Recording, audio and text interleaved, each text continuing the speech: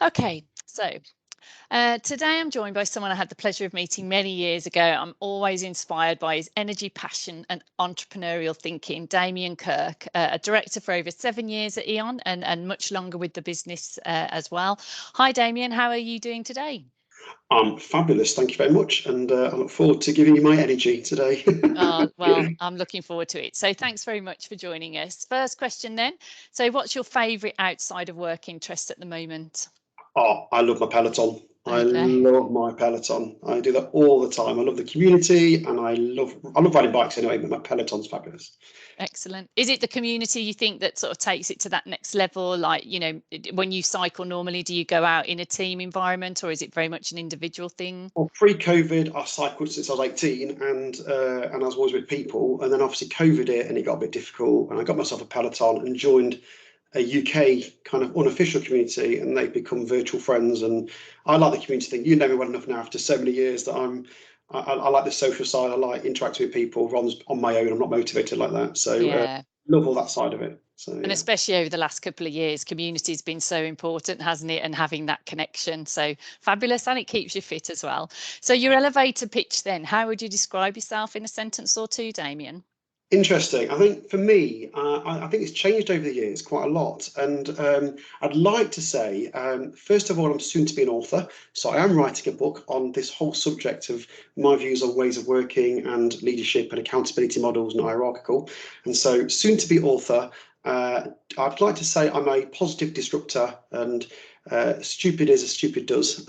Is it kind of catches us all out sometimes. And I'd like to try and think we disrupt, and I'd like to think I'm a people leader, and love what people bring to a business. They make a business, and so I think it's people first, customers second equals fabulous performance, and that's where I come from.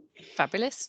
So, I mean, as a people leader and someone that, has been a director of a huge, sort of very successful big business for a long time, I mean, what do you see as the biggest opportunity for leaders right now? You know what? I think over the last 10 years, if you look at the world, over the last 10 years, you'll see businesses that have come around, and they're the ones that have grabbed hold of the fact that the future was changing. And not only the way that businesses should be run, but the way that customers are consuming products and services. And you've probably seen the same as well in your business. And I think those companies that have grabbed that have changed the whole makeup of boards, the way the businesses are run, where the focus is at. And I think for me, where the importance of business lies now is genuinely through people. I think it's you'll see those businesses that have really focused on making sure they attract the talent, retain the talent, they support massively on people's well-being, and the whole inclusion agenda has took off over the last few years, and the whole well-being agenda linked to that, because they are very closely linked. I think companies that have grabbed hold of all of that are the ones you start to point at now as brands that we want to be like that, we want to be like that. They are the brands now that we all know if we did it, they're the ones that we want to be following and being part of.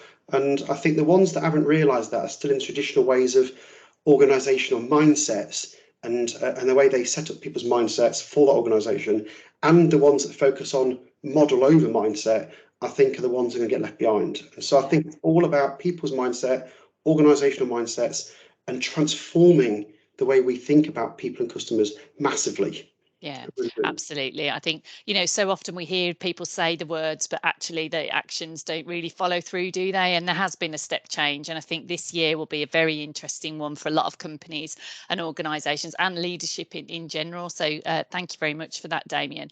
So we had a good conversation recently about leadership, accountability, and I know you've been really successful in this managerless model or managerless model, with your squads and your tribes. So tell us a little bit more about that, if you would.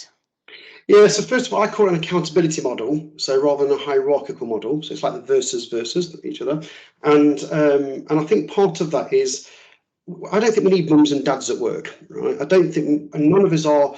Well, some might be in their workplace, but we can't be all things to all people. So, and I think for many years we have the traditional hierarchies where you might have I don't know, team leaders and section managers or whatever your organisation calls first line management and growth into those. And I think they're the hardest jobs in the world, right? And we expect those people to be counsellors and financiers and I don't know, mums and dads and everything, and they just can't be that. Okay, nobody can be that. And when you actually look at your people, they don't want it either. They want empowerment. But when I say empowerment, it's been used for 50 years. I mean, like, truly be empowered to make decisions. I think boundaries are important, but big boundaries nowadays. Do you trust your people? If not, why are you even hiring them, right? And so when you talk about trust, are you really trusting? When you talk about empowerment, are you really empowered? Would your staff, your colleagues in the organisation say, yeah, I feel really empowered. I can make what I would say are decent decisions for the customers I serve, or indirectly serve whatever role I've got in the organisation. I think that's your test. And so I think where you get to is an accountability model. I've been in this organisation for a long time, but I've done this spiel in lots of organisations and work with partners and things as well. And if you ask a room of people to say who's accountable for something, I don't know, billing or something, right, you generally get more than one person putting their hand up. Well, if that's the case, nobody's accountable. Right. So, and when you've got nobody accountable, you get 18 people turn up to every single meeting. Right. And so all of a sudden you realise your organisation is genuinely inefficient. People can't be happy at that. I have a mantra about enjoy, passion, equals success. Okay. If you enjoy what you do, you'll have passion for it. If you've got passion for it, you'll always be successful. Okay. How can anybody who hasn't genuinely got accountability be enjoying their role? Right. So these things are all connected, and I say they connect to mental health and all that kind of stuff as well.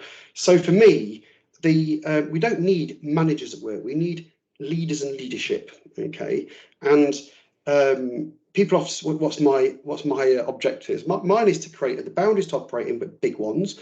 It's to make sure people feel psychologically safe to be trusted and empowered, truly empowered to get on with their job and make decisions. And if they're wrong, it's fine, long as we've made with good intent. We just keep learning and going forward. I'd rather that than have 6 months of 400 PowerPoints getting to a decision. Just make the decision, get on with it. If it's wrong, change it, learn from it, move on again, right? And work in that kind of real fast-paced decision making. And it isn't about being like agile in a big sense of the word. It's the definition of agile, which is the definition is simply being adaptable and flexible. That's it. Right. So if we can be simply agile and properly trusting people and properly empowering people, my objectives then are purely to create strategy and direction, to create an environment to operate in, a psychologically safe environment with boundaries, and it's to drink coffee all day. That's my objectives. And so from achieving those, I'm enjoying my job. It's great. Yeah, fantastic. Thank you so much. I mean, that fear, that failing fast and, learning quickly, so important, isn't it? There's so many environments where people are so frightened to fail, and sort of, there's that fear versus, that empowerment, as you say, to really drive for success.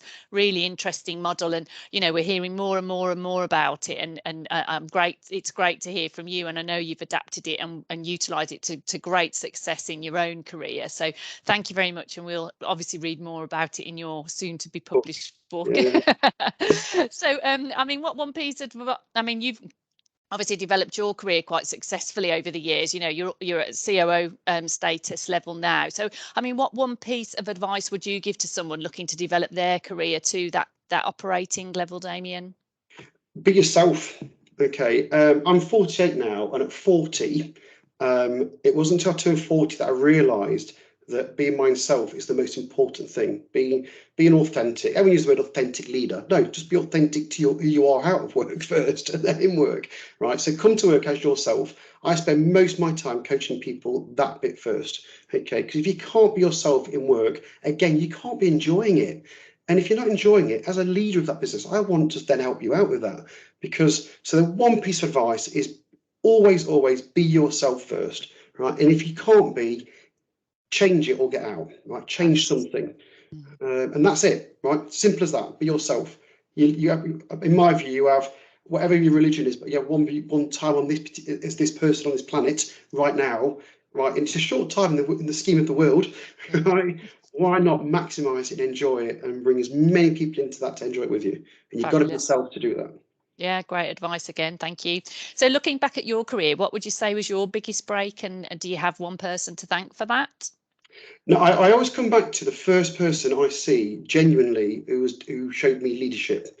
And that was a guy called Mr. Holloway Vine when I was 16, 17 years of age in John Lewis Partnership. And he was a departmental manager, very highly respected in John Lewis. And I remember the days we used to price VHS videos. I was doing that at Christmas after the store closed on a Saturday night at 6 o'clock.